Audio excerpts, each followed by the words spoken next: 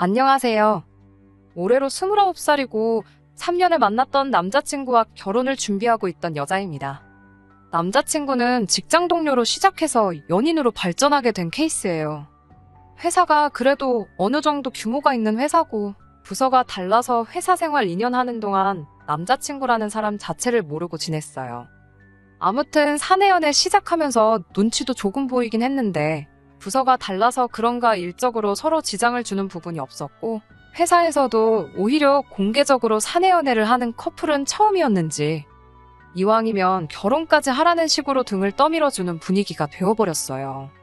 등더미는 분위기 속에 남자친구와 결혼을 결정한 건 아니었습니다. 이후로 3년 동안 연애하면서 별다른 우여곡절 없이 잘만 나왔거든요. 제가 여중여고여대를 나왔다 보니 연애를 그렇게 많이 해보지 않았습니다. 대학 가기 전에는 좋은 대학 간답시고 공부에 전념하느라 연애를 못했고 대학 가서는 또 좋은 회사 취직해야 한다는 생각에 연애를 거의 안 했어요. 대학 졸업하고 나서 곧바로 직장이 구해졌는데 또 회사에 적응하고 필요한 인재가 되겠다고 정신없이 바빴어요. 타 부서에 있던 남자친구를 처음 알게 된 것도 일 중독이라고 소문이 날 만큼 회사 일에 매진하던 제 소문을 들은 남자친구가 그런 저에게 관심을 먼저 보이면서였고 혼자 야근하고 있던 저한테 피로회복음료 하나 건네주면서 인연이 시작되어 연애까지 발전하게 되었던 겁니다. 연애 많이 하면서 이 사람 저 사람 만나봤다면 이런 일도 일어나지 않았을까요? 그래도 그 당시에 남자친구가 다른 사람들과 비교했을 때 달리 보였던 건 다른 또래 남자들하고는 다르게 허세도 없고 술, 담배도 안 하는 바른 생활 청년이라는 점이었어요. 남자친구가 술을 아예 입에 대지도 않는 사람은 아니지만 먼저 나서서 술 약속을 잡는다거나 회식 때 끝까지 달리는 사람은 아니었고 딱 자기 주량만큼만 마시고 자기 관리를 철저하게 하면서 마시는 그런 사람이었습니다. 특히 남자친구를 좋게 봤던 건 또래 남자들이 부리는 허세 같은 걸 부리지 않는 사람이었다는 거예요. 모든 남자들이 그렇다는 건 아니지만 제 주변의 남자친구랑 비슷한 또래 남자를 찾자면 저희 오빠가 있거든요. 제 오빠랑 남자친구가 동갑이에요. 제 입으로 가족인 오빠 흉을 보는 게 제 얼굴에 침 뱉는 거나 마찬가지일 수는 있겠지만 솔직히 저희 오빠며 오빠 친구들이며 다들 허세가 가득가득 하거든요. 자기 월급은 생각도 안 하고 매일같이 술 마시러 다니고 다음날 아침까지 마시고 들어온 적도 부지기수였고요. 거기에 남들 눈은 얼마나 신경 쓰는지 외제차 아니면 자동차도 아니라고 하면서 지금도 한 달에 할부금으로만 월급 3분의 1을 내고 있고 좋은 차 타는 만큼 입고 차고 다니는 것도 명품이어야 한다면서 어디서 중고 가격이 1,000만 원이나 하는 손목시계를 사와서는 차고 다니고 그러거든요. 오빠 친구들도 끼리끼리 논다더니 더하면 더했지 모자란 사람들이 아니고요. 친구들한테 기죽기 싫다고 매번 저렇게 돈을 펑펑 쓰면서 다니는데 그런 오빠를 반면교사 삼아서 저렇게 되지는 말아야지 하고 더 열심히 공부했던 것 같네요. 아무튼 연애를 거의 안 해본 관계로 비교 대상이 거의 없다시피 해서 저희 오빠를 예로 들긴 했지만 자기 관리 철저하고 생활 태도도 바르고 허세도 없는 그런 남자친구의 인상이 참 좋아 보였고 그렇게 서로 얼굴을 트고 지낸 지 얼마 지나지 않아서부터 연애를 시작하게 되었습니다. 그렇게 3년이란 긴 시간 동안 연애를 하니 회사에서도 청첩장은 언제 돌릴 거냐 하면서 농담 반 진담 반으로 결혼 이야기가 동료 직원들 사이에서 먼저 나올 정도로 회사 내에서는 유명한 공인 커플이 되어 있었습니다. 제가 남자친구의 그런 면이 좋아 연애를 시작했던 것처럼 남자친구도 제가 명품 같은 것도 안 밝히고 자기 일에 최선을 다하는 그런 면이 신기하기도 하고 좋아서 제가 좋았다고 이야기를 했어요. 연애 시작하면서 결혼을 생각한 건 아니지만 주변에서도 이야기가 심심찮게 나오고 연애하는 기간이 길어지면서 저도 곧 30을 바라보는 나이가 되니 결혼 생각을 안 할 수가 없더라고요. 그리고 그건 남자친구도 마찬가지였던 것 같았어요. 남자친구는 이미 30이 넘어간 상황이다 보니 자연스럽게 결혼 생각을 하게 된 것 같고 그렇게 누가 먼저라고 할 거 없이 비슷한 시기에 서로 결혼에 대한 이야기를 나누게 되었습니다. 그렇게 무르르듯 자연스럽게 서로의 입에서 결혼 이야기가 나왔다 보니 프로포즈는 따로 받지는 못했습니다. 아무튼 그렇게 서로 결혼 생각을 하고 있다는 건 알게 되었는데 막상 본격적인 결혼 이야기로 넘어가자니 그것도 참 부담스럽더라고요. 결혼하기 전에 기본적으로 이야기해야 할 것들이 좀 있잖아요. 예를 들자면 여태까지 모아놓은 돈이 얼마나 되는지라던가 부모님 노후 준비는 어떻게 되어 있나, 신혼집 문제라던가 하는 현실적인 이야기들 말이에요. 그런데 막상 결혼 이야기가 오고 간 지 얼마나 됐다고 경제적인 상황에 대해서 물어보는 게 좀 속물 같아 보이기도 하더군요.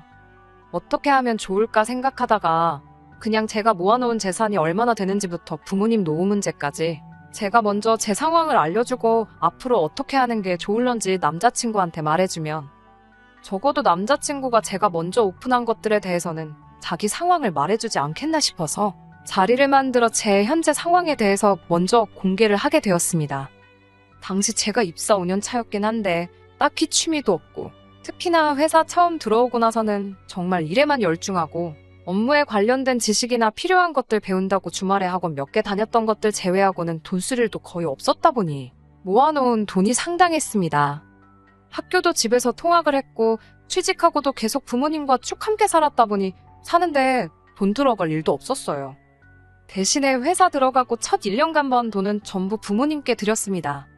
대학교 학비도 부모님이 다 해주셨고 나이 먹고도 부모님 집에 같이 살고 있었으니 못 드릴 돈도 아니라고 생각했습니다.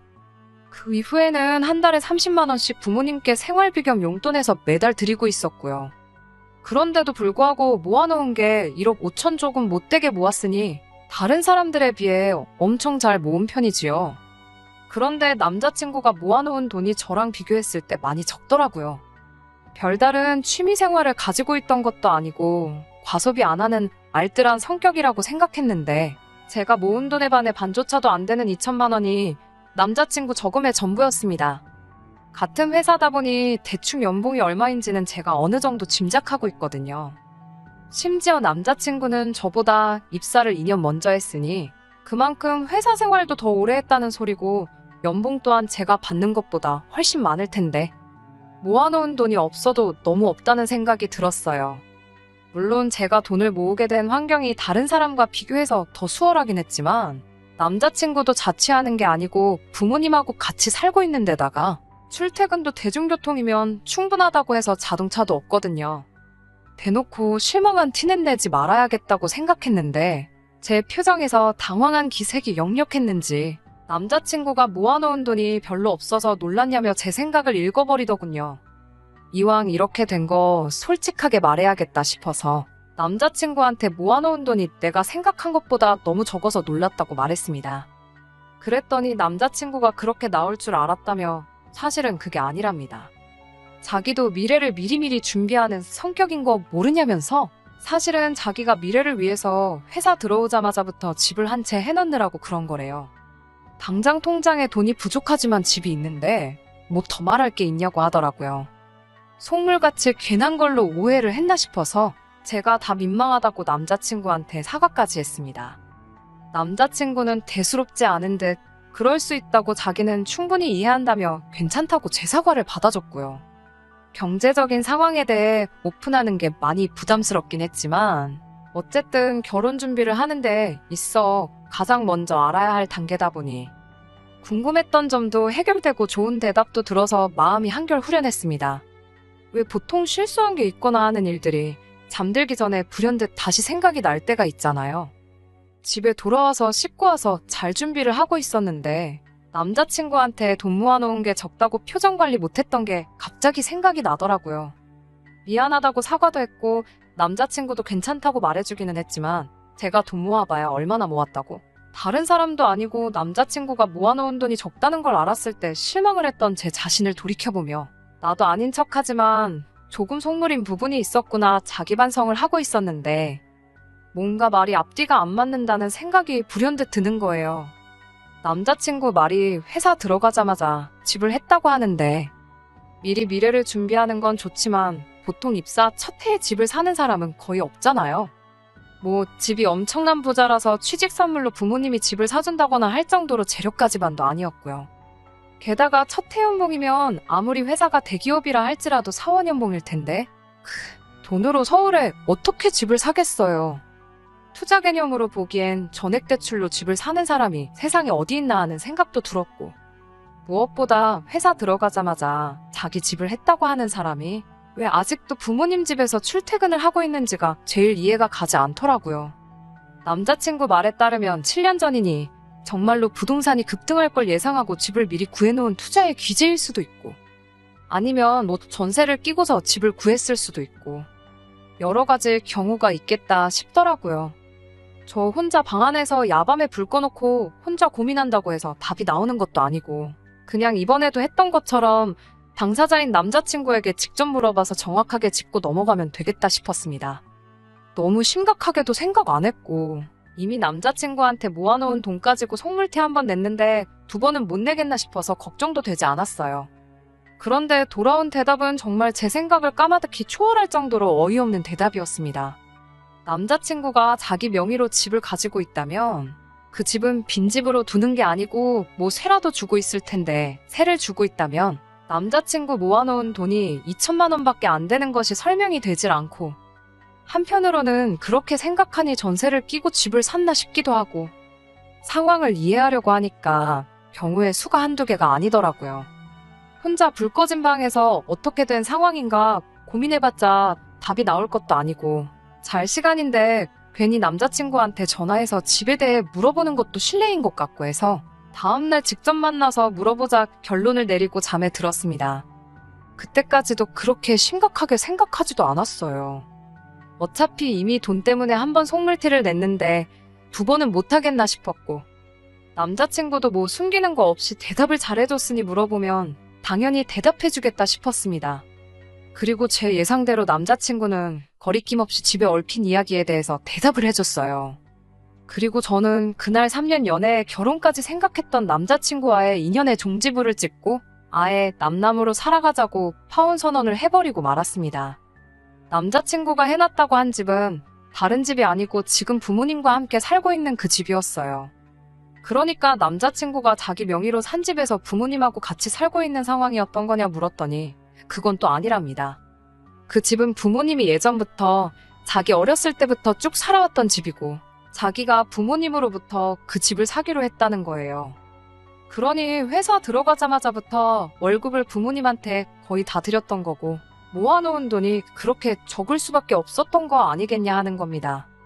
그러면 우리 결혼하게 되면 부모님이 그 집을 비워주시는 거냐 물었어요. 그랬더니 남자친구가 굉장히 언짢은 표정을 하면서 그 집을 비워주면 부모님은 당장 어디 가서 살라는 소리냐고 오히려 저한테 큰 소리를 치더군요. 지금 결혼하고 부모님을 모시고 살자는 거냐 물으니 자식이 부모님 모시고 사는 건 당연한 거 아니냐입니다. 그러면서 저를 다시 봤다고 하는 거예요. 좋은 며느리감인 줄 알았는데 알고 보니 돈 밝히는 속물이었다면서 저한테 효심도 없냐고 따져묻더군요. 좋은 며느리감이라니 그걸 말이라고 하는 건가 싶었어요.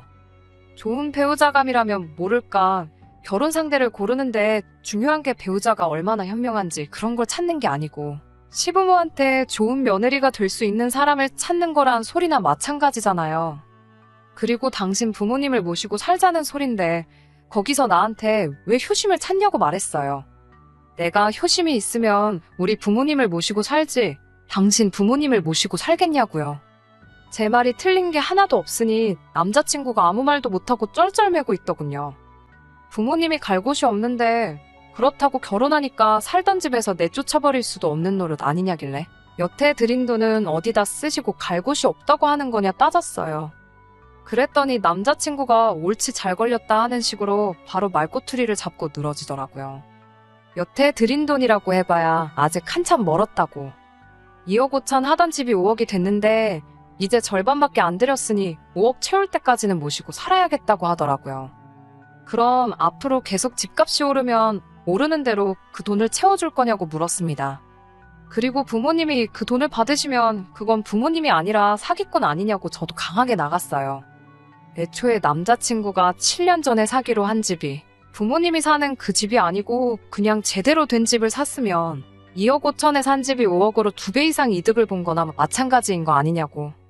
그런데 부모님이 7년 전에 명의이전 해주기로 한 집이 지금 집값이 2배가 됐으니 나머지 돈을 내놓기 전까지 안 해준다고 우기면 당신 부모님한테 사기당한 거나 마찬가지인 상황이라고요. 그랬더니 정작 중요한 건 생각 안 하고 저보고 지금 자기 앞에서 자기 부모님을 사기꾼이라고 했냐고, 말 다 했냐고 따지더군요. 그러더니 한다는 소리가 제가 모은 돈이여 깃지 않냐고, 그 돈 주고 자기 부모님 살 집을 구해오면 그러면 부모님한테 집 비워달라 하겠다고 하는 거예요. 내가 미쳤다고 뼈 빠지게 모은 돈으로 당신 부모님 집을 왜 해주냐 따지니까, 어차피 자기 부모님 돌아가시면 자기 외동아들인데 부모님 전 재산이 다 우리들 거 되는 거 모르냐입니다.